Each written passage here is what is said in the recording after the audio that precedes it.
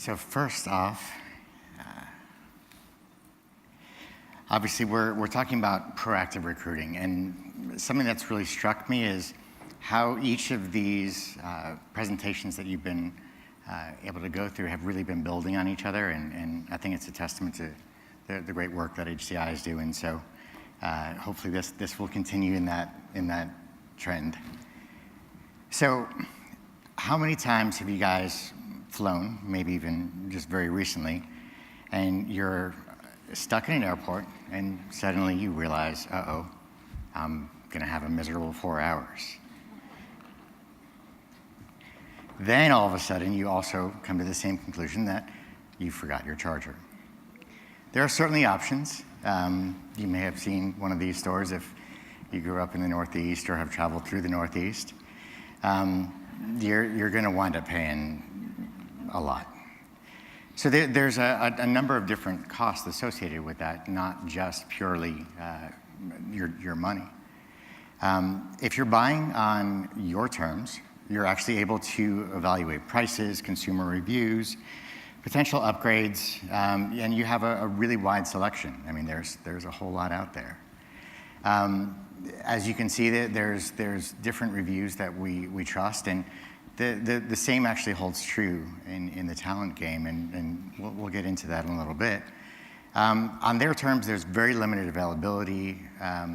Prices are what they are, and this is actually a real photograph from an airport.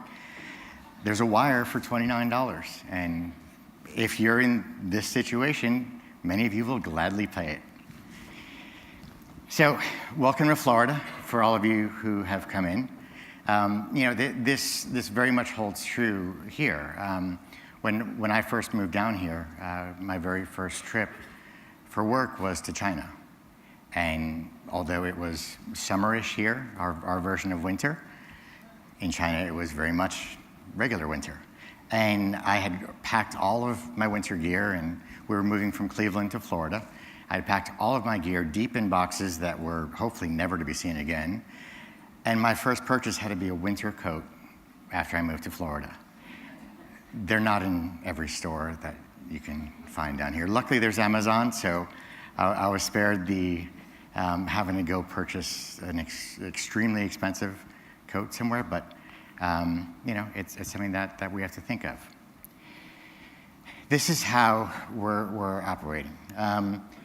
When we go talk to our hiring managers about proactive recruiting, or when we're looking at some of the just-in-time models that are out there, and when we're just chasing, as you heard earlier, when we're just reacting and suddenly, oh wow, a wreck. I never thought of this before, and we suddenly have to run out. So hiring managers are very much stressed about this.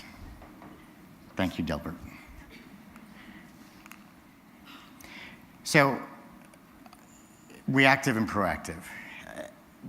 We, for some reason in recruiting, love buzzwords, and that's probably not unique to us, but I've heard reactive and proactive recruiting and a lot of the variations for a lot of years now.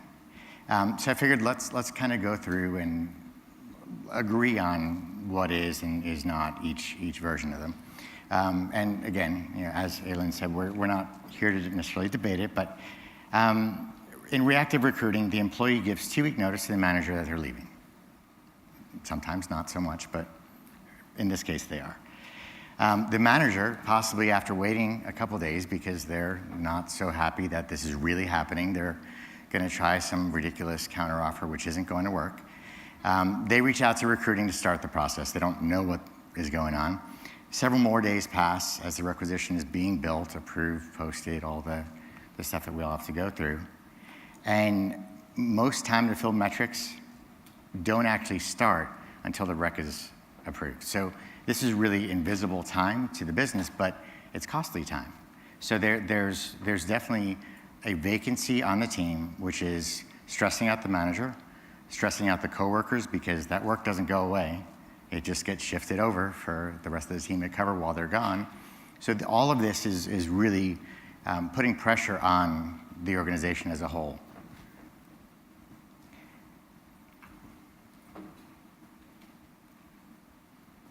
So just a little note, an aside, if you will.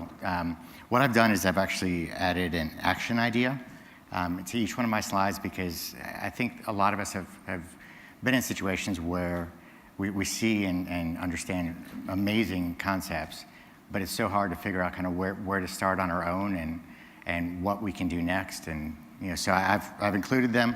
If they're helpful, great. If you're already beyond that, that's great for you. So pre-recruiting and interviewing for data confirmed jobs, we're definitely going to touch on this a little bit more going forward. So proactive state.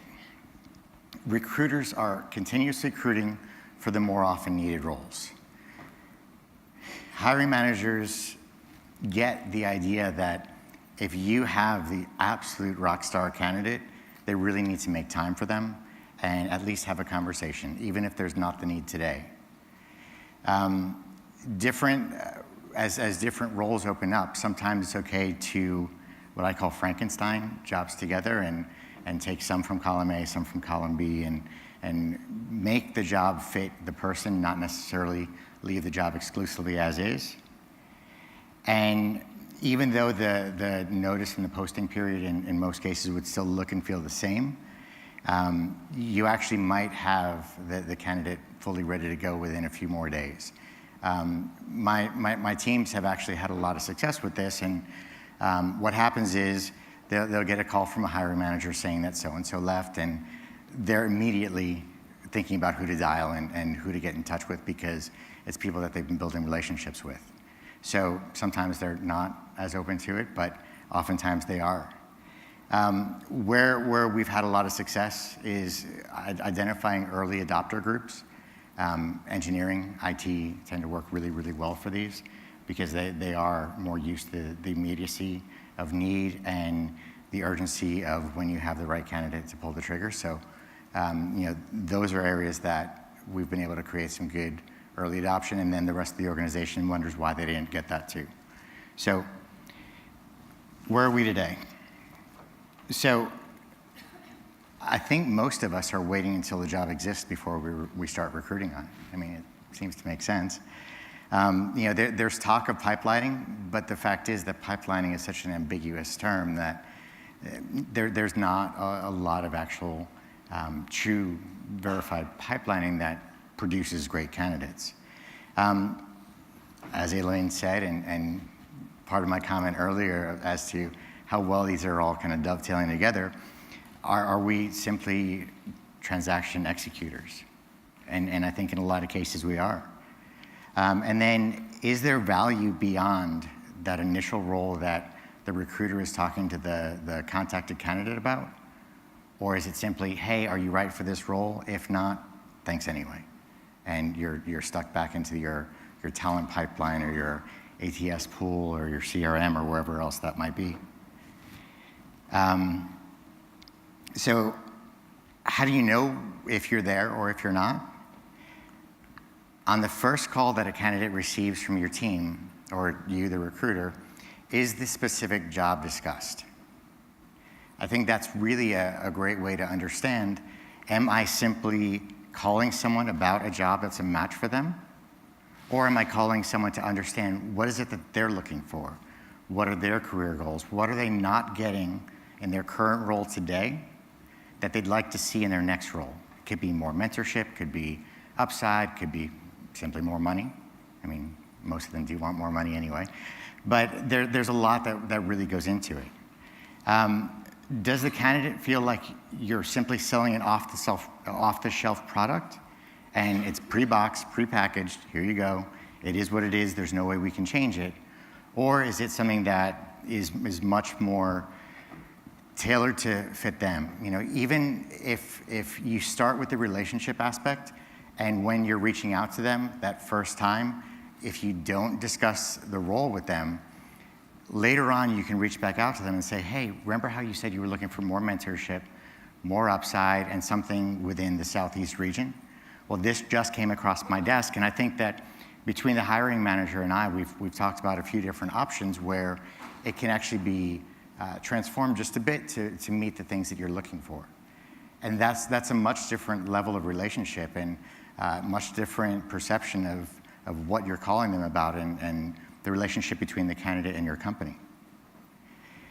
So many times today, we're waiting for the holes to start the journey in recruiting, and we're waiting for someone to not be there, or someone to take an internal promotion or another position or move to another part of the company.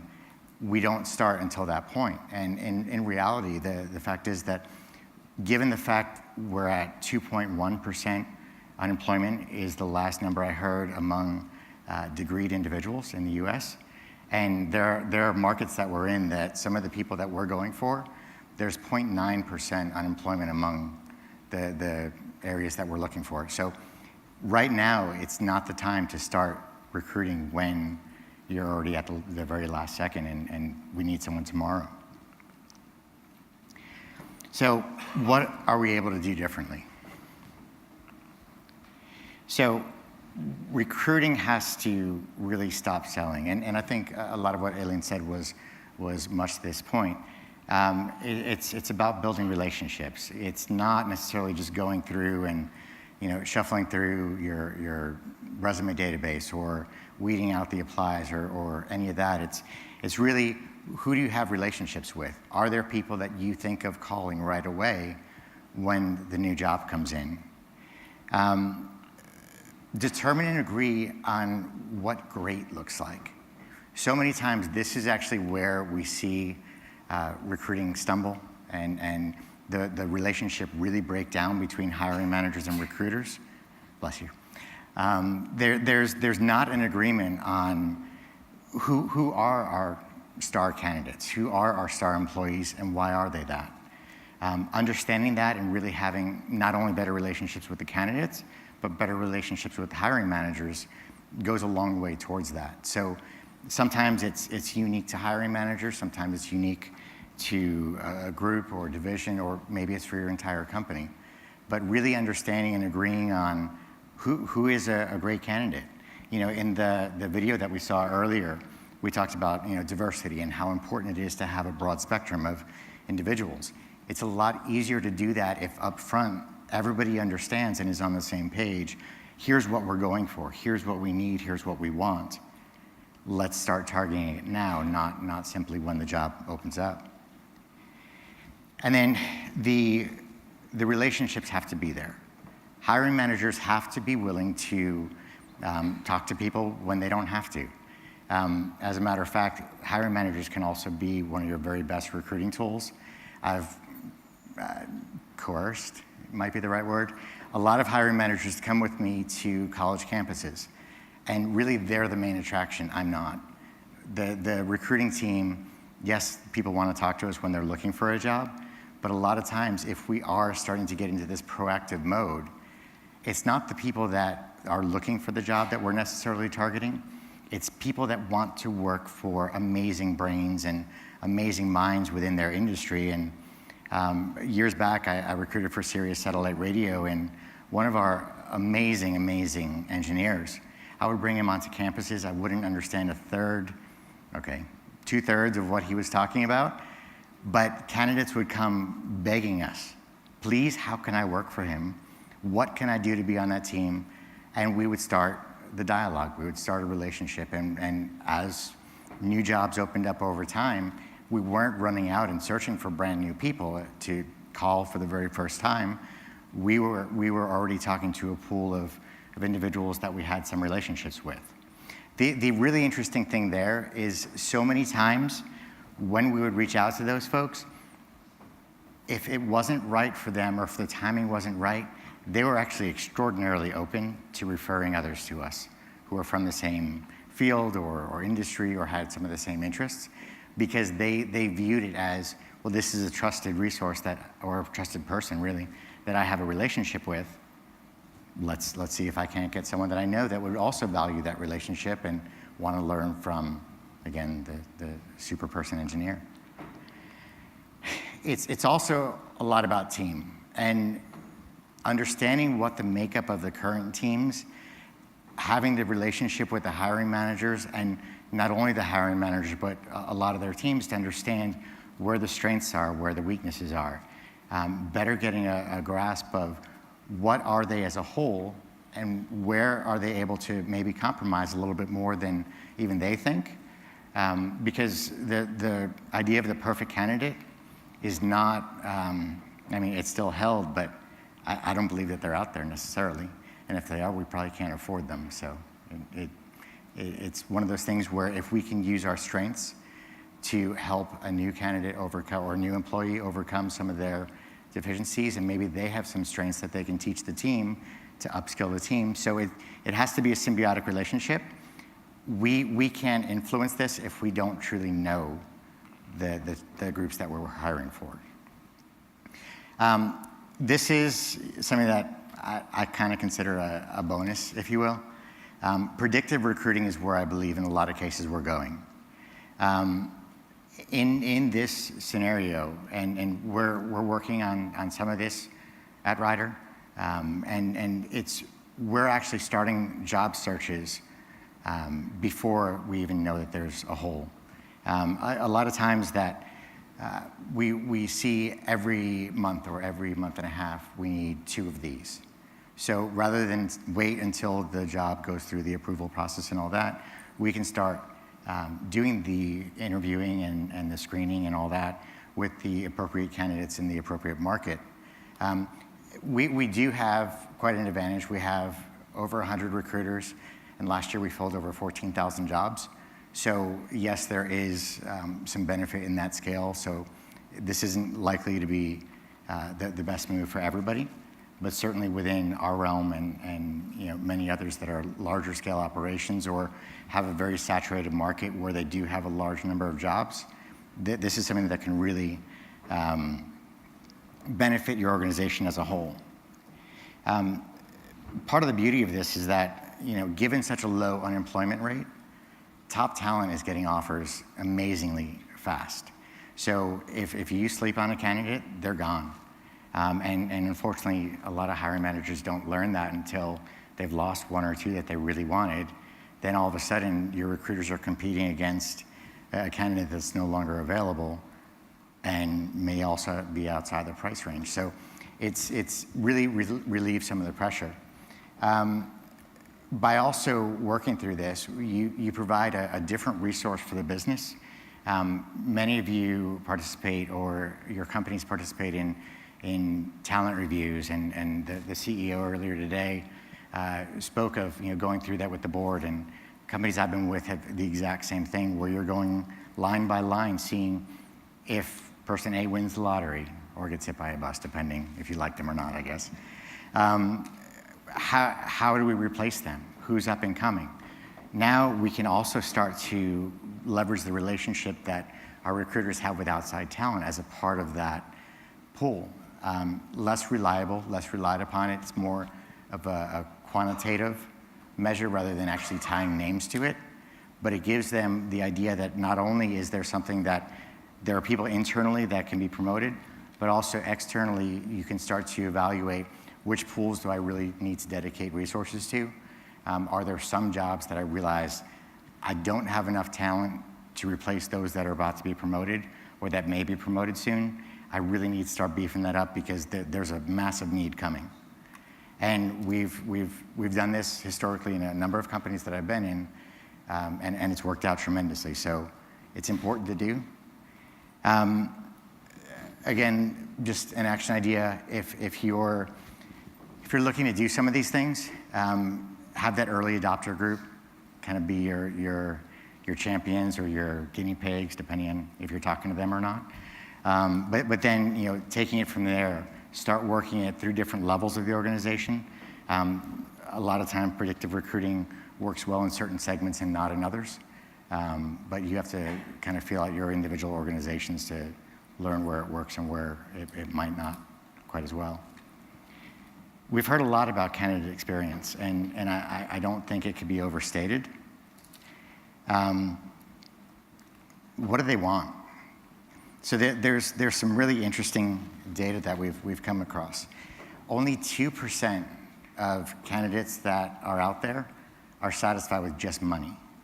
So when we're talking about having a relationship with them, certainly on a phone call, very few of them say it's about money, but obviously money is always a factor. But learning what they are really looking for, learning what's important to them, what they value. Is it social impact? Is it environmental impact? Is it career growth? Is it mentorship? I mean, there are so many things that it could be that you would just be throwing darts at a dartboard blindfolded if you don't have the ability to discuss with them what are you looking for, what's important, and not generalizing, just massive groups. So, this generation doesn't want this generation doesn't want that. They're still made up of individuals, and overgeneralizing really winds up hurting their recruiting ability as a whole. People today want to be invested in, and they are looking for the opportunity to grow within a company, to feel like they're making an impact, to feel like they're going to be more tomorrow than they are today. And that is quasi-universal. I'm sure there are some exceptions to the rule, but and then authenticity. This is another recruiting buzzword that I think has been used quite a lot, but it's true.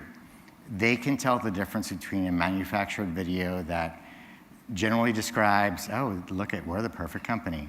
We all, do the exact same things, and we all look like this and act like that. It's not real, and candidates know it. And as a matter of fact, if you look on Indeed or Glassdoor, or, I think they're getting part of the authentic experience there. Typically, it's not your best reviews that are out there. It's not your most happy employees that are writing a review. So just be aware that they are getting authenticity one way or another. Whether you're contributing to that message or not is really where the differential is.